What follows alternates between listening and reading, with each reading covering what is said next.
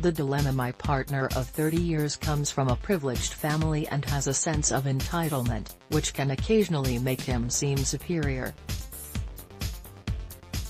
Or maybe that's just my perception. It's something I find hard, mainly because I don't like that type of behavior and find it embarrassing, but most of the time I try to ignore it. Since the referendum, my partner is a huge Remain supporter. He and his sisters, also Remain and wealthy elite, have made efforts to pursue Irish passports, which they are entitled to on one grandparent's side. My partner has never been there. He seems proud or boastful about his potential Irish passport, which seems to be another way to be superior and pleased with himself.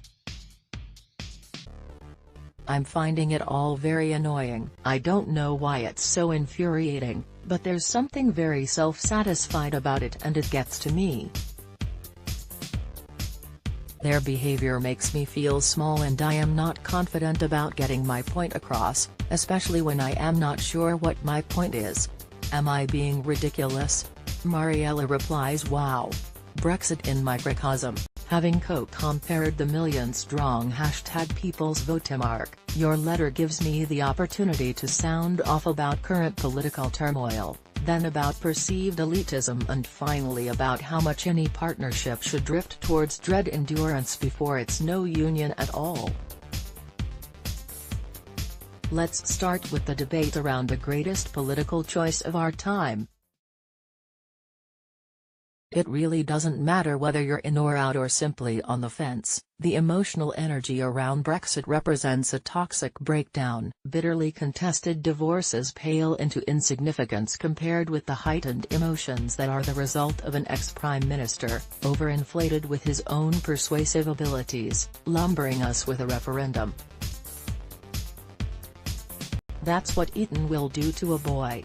Your relationship already seems to be nursing extreme resentment. The result of David Cameron's abdication is the current frenzied skirmish, unpalatable in a romantic union and dangerous when it comes to a whole country divided. Social media may not be known for the subtlety of its interactions, but when it comes to our relationship with Europe the gloves are off.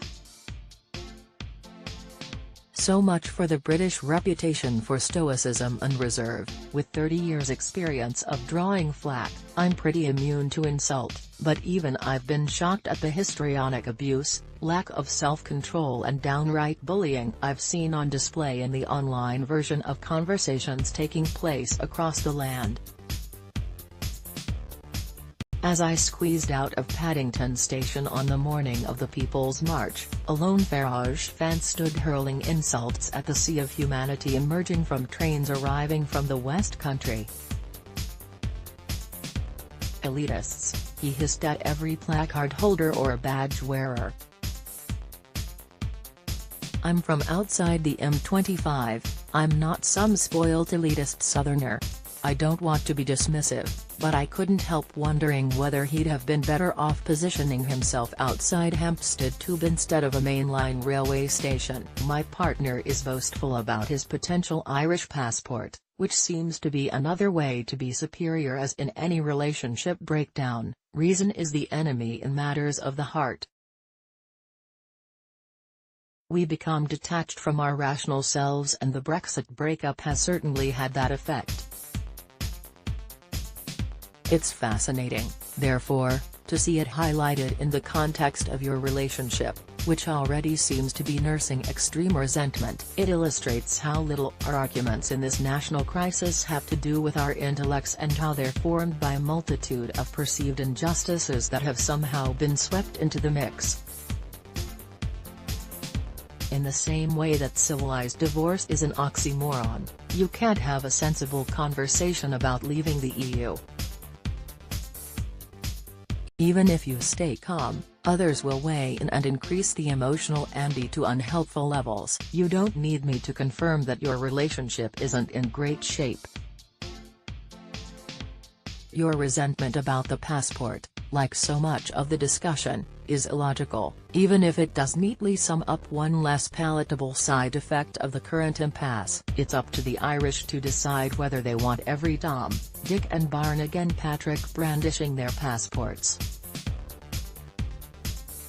All you and I can do is try and remain calm, dignified and on the side of reason, while around us the world goes mad. Debate about Europe has reopened and inflamed old sores up and down the country, and your relationship is clearly not immune to that influence.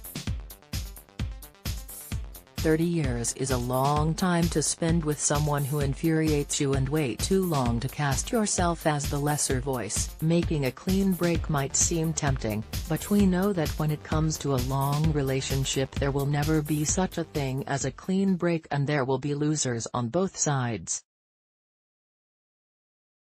So it seems to me that it's high time to push for reforms, including an extension to your right to have your voice heard and your opinions encouraged. The choice of whether to remain or leave is up to you, but in any relationship you require equal rights, not erosion of them. Even if it's just practice for the future, it's high time you stood your corner and demanded change for the benefit of all parties. And that's exactly what we should be doing in Brussels. If you have a dilemma, send a brief email to mariella.frostrip@observer.co.uk. Follow her on Twitter @MariellaF1. Comments